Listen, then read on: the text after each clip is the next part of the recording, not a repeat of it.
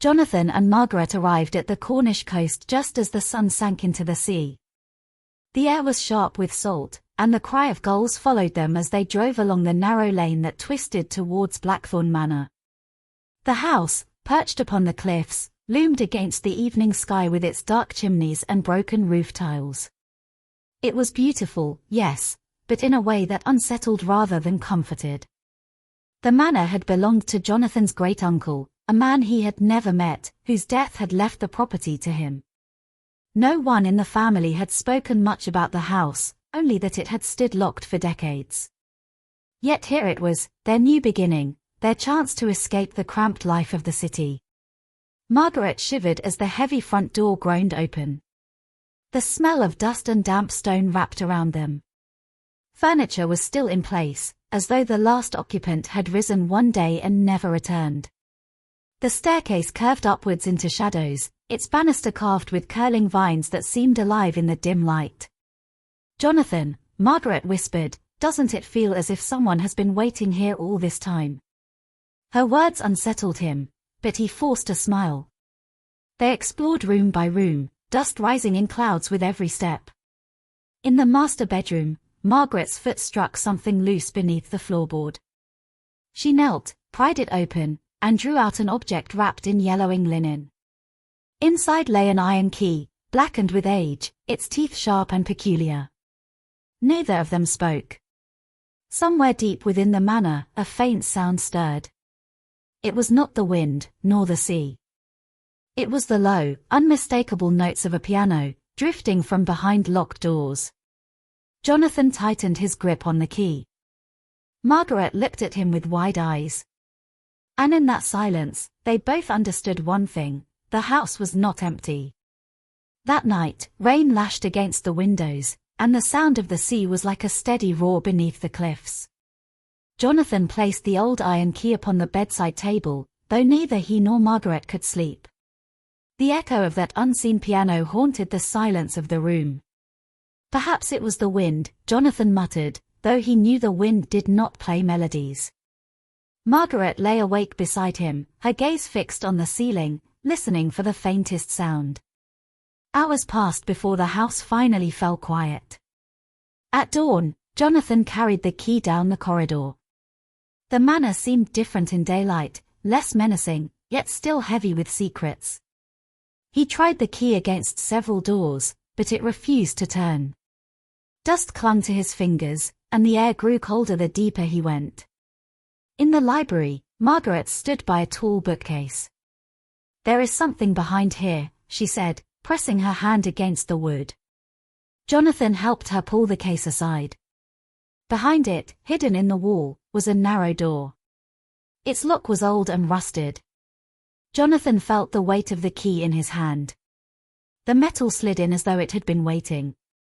With a slow twist, the door creaked open, and a smell of earth and mildew swept out. Beyond lay a spiral staircase of stone, leading down into darkness. "Jonathan, do you hear that?" Margaret whispered. Faintly, from below, came the sound again. A piano, playing a slow and mournful tune, each note echoing through the hidden passage. Margaret clutched his arm. "It is not possible. There is no one here but us." Jonathan held the candle higher, the flame trembling in the damp air. And with every step down into the shadows, the music grew louder. The spiral staircase wound tightly, its steps slick with moss. Jonathan's candle cast long shadows across the walls, revealing carvings in the stone that looked older than the house itself. Margaret followed close behind, her hand never leaving his arm. The deeper they descended, the stronger the music became, though no instrument could be seen.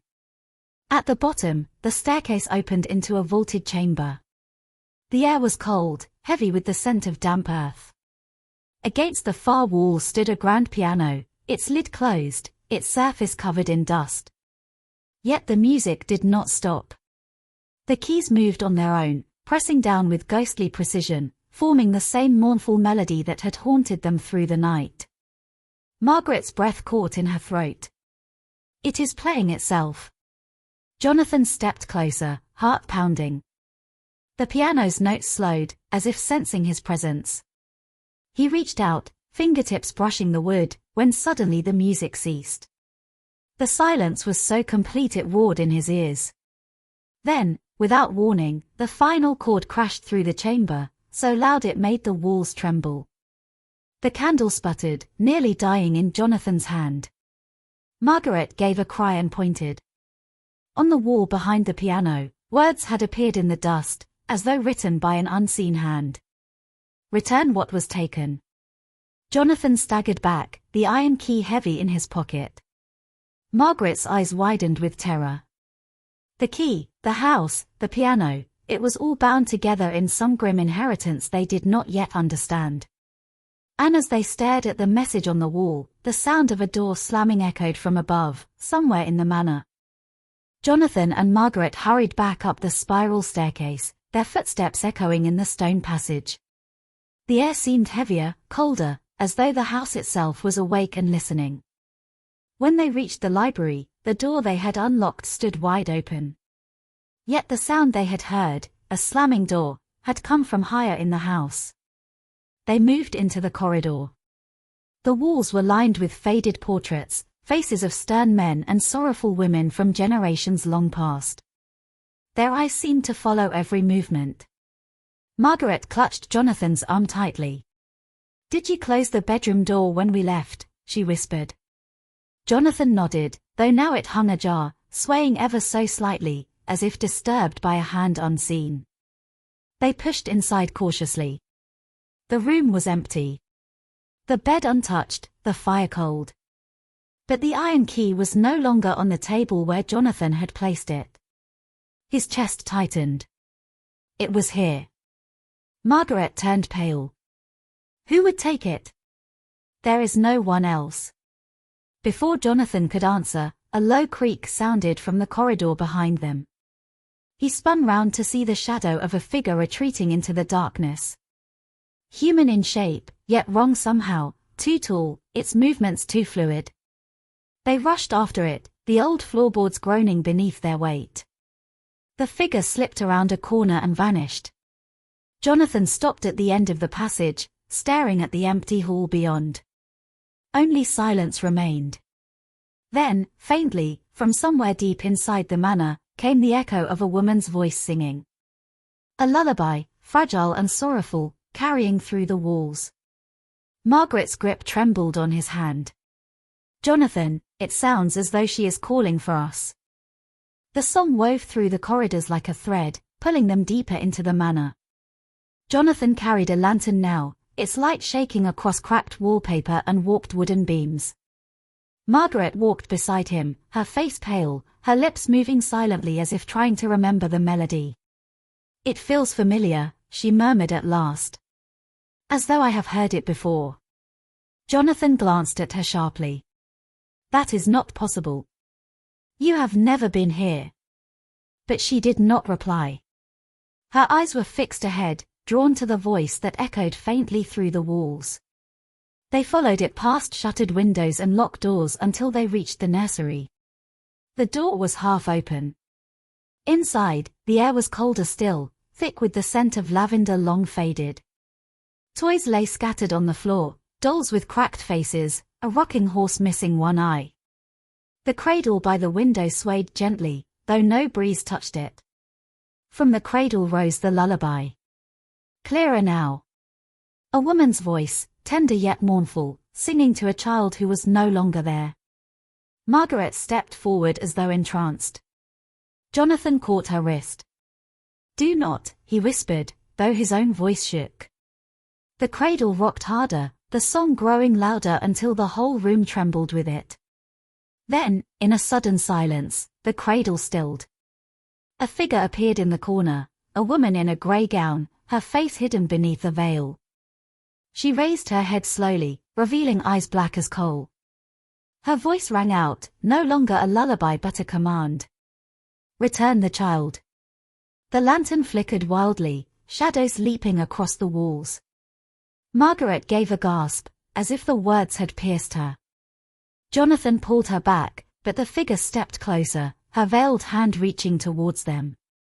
Jonathan yanked Margaret away from the veiled figure, slamming the nursery door behind them. The sound echoed down the corridor, but when he looked back, the door was already swinging open again, slowly, deliberately, as if unseen hands forced it wide. "Run!" Jonathan hissed. They hurried through the hallway, the lantern swaying, their shadows stretched thin against the walls. The lullaby began once more, distant yet persistent, weaving through the manor like a hunter's call. They stumbled into the dining hall. The long table was still set as if awaiting guests, silver cutlery dulled by years of neglect, crystal glasses clouded with dust. Margaret leaned against the table, catching her breath, when she froze. "Jonathan, look." Across the tabletop, traced in the layer of dust, letters were forming one by one. At first crooked, then sharp and deliberate. A single name took shape before their eyes. Eliza. Margaret whispered the name as though she knew it. Her voice trembled. Eliza. Jonathan's stomach tightened. "Do you know her?" She shook her head quickly, but her eyes betrayed uncertainty. "No. I do not think so. Yet, it feels as if I should." Before Jonathan could press her, a violent crash came from the far end of the hall. One of the portraits had fallen, its canvas split down the middle. The painted face was of a young woman in a grey gown, her expression mournful, her eyes dark and deep, just like the figure they had seen in the nursery. Margaret clutched Jonathan's sleeve. "It is her. The woman with the veil." The broken frame lay at their feet. Behind the torn canvas, something gleamed in the wall. Jonathan knelt and pulled it free, a small locket, heavy with tarnish. He opened it carefully, revealing two tiny portraits inside, one of the woman in the painting, and the other of a child. And beneath the portraits, scratched into the metal, were the words, "Taken, not lost." The locket felt cold in Jonathan's hand, its weight unnatural, as though it carried more than just metal and memory. Margaret would not look at it, her gaze was fixed on the torn portrait, lips pressed tight as if she feared speaking. Then, from beneath the floor, a sound rose, a faint cry. It was not the distant wail of the wind, nor the echo of pipes shifting in the old house. It was the cry of a child. Margaret's knees weakened. No, no, it cannot be. Jonathan seized the lantern and scanned the hall. At the far end, a door he had not noticed before stood ajar, its hinges rusted, the air around it colder than the rest of the manor. They moved toward it, the cry growing clearer, tugging at their nerves with every step. The door led to a narrow stairwell descending into darkness. Stone steps vanished into shadows, and the air smelled of damp and decay. Jonathan hesitated, but Margaret gripped his sleeve, her voice low but firm. "We must follow it. If that child is truly here, we cannot leave it." Together they descended. The cellar was vast, its ceiling low, its walls lined with shelves of moldering bottles. Water dripped somewhere unseen. The cry came again, closer this time, from the farthest corner where the lantern's glow could barely reach. Jonathan raised the light. There, against the wall, stood a cradle identical to the one in the nursery. But unlike the other, this one was blackened with age, its wood warped. The cradle rocked, though no hand touched it. Margaret stepped forward, trembling. The crying ceased. Slowly, the cradle turned as though pushed, revealing not a child but something swaddled in rotting cloth. Jonathan drew a sharp breath. The bundle shifted, and from within came a voice, thin, hollow, inhuman. "Give me back my name." The lantern flickered violently, plunging the cellar into shadows that seemed to move on their own. The words echoed through the cellar, "Give me back my name." Jonathan's hand shook so violently that the lantern nearly slipped from his grasp. Margaret backed away from the cradle, her eyes wide with a strange mixture of fear and recognition. "I have heard that voice before," she whispered. "But not in this life, in dreams." Before Jonathan could reply, the bundle in the cradle writhed and split, the rotting cloth tearing open to reveal nothing inside but shadows, shadows that rose like smoke, swirling across the ceiling before vanishing into the cracks of the stone wall. Then, with a heavy groan, part of the wall itself shifted. Stones scraped against one another until an opening appeared, revealing a narrow passage hidden beyond. The cry of the child came again, faint but beckoning, from within the darkness. Jonathan held the lantern higher, his jaw tight. Whatever this house hides, it wants us to see it. Margaret touched the wall, her fingers trembling against the cold stone. Or it wants to trap us here. Still, neither of them turned back. They entered the passage. The air was colder than ice, carrying a faint scent of earth and iron. Their footsteps echoed on the uneven floor until at last they emerged into a hidden chamber beneath the manor. The chamber was circular, its ceiling vaulted like a chapel. Along the walls stood crumbling statues, their faces eroded, their hands reaching skyward.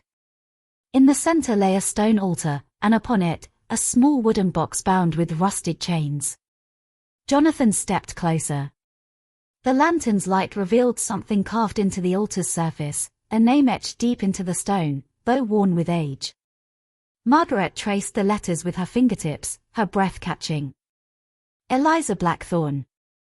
The lantern flickered once more, and from the shadows behind the altar, the veiled woman stepped forward. Her voice rang clear, echoing against the chamber walls. You have found the place of betrayal. Now, the debt must be paid. The door behind them slammed shut, sealing them inside. The hidden chamber quivered as though the stones themselves remembered every secret buried there. Jonathan held the lantern high, the flame shrinking under a sudden gust that seemed to rise from nowhere. Margaret clutched his arm, her eyes locked on the veiled woman who glided closer to the altar. You have what is mine, the spectre intoned, her voice layered as if many voices spoke through her. It was taken, hidden, and denied. The child was not lost, she was stolen. Margaret's face drained of color. Jonathan, the locket. With trembling hands, Jonathan held up the tarnished locket. The woman's shadow recoiled, yet her gaze did not waver. Return it, she demanded. And with it, the truth. Jonathan hesitated, but Margaret stepped forward. Her voice was steady, though her hands shook. Tell us what happened, and I will give it back. The chamber darkened.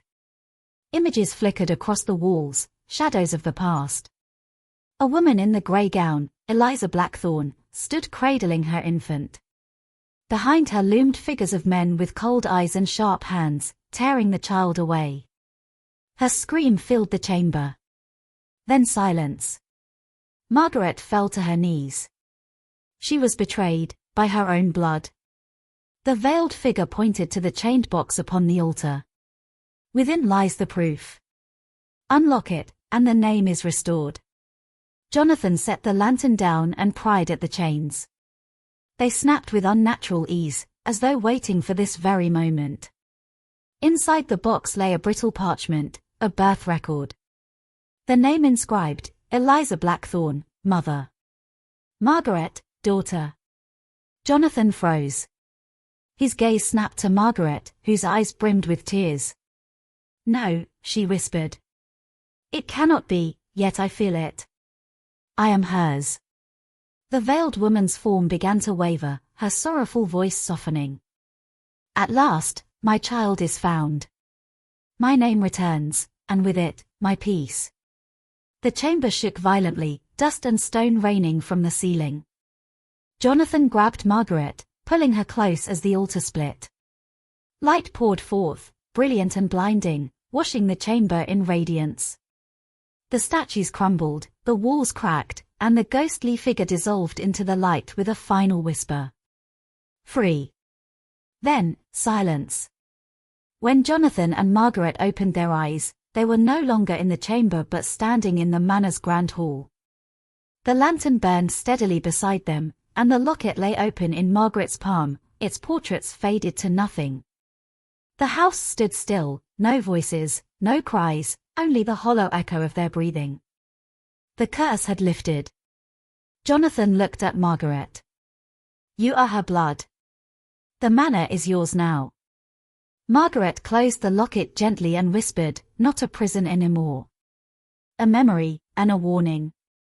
Outside, dawn broke over the cliffs, the first light spilling through the broken windows of Blackthorn Manor. And deep within its stones, silence finally reigned.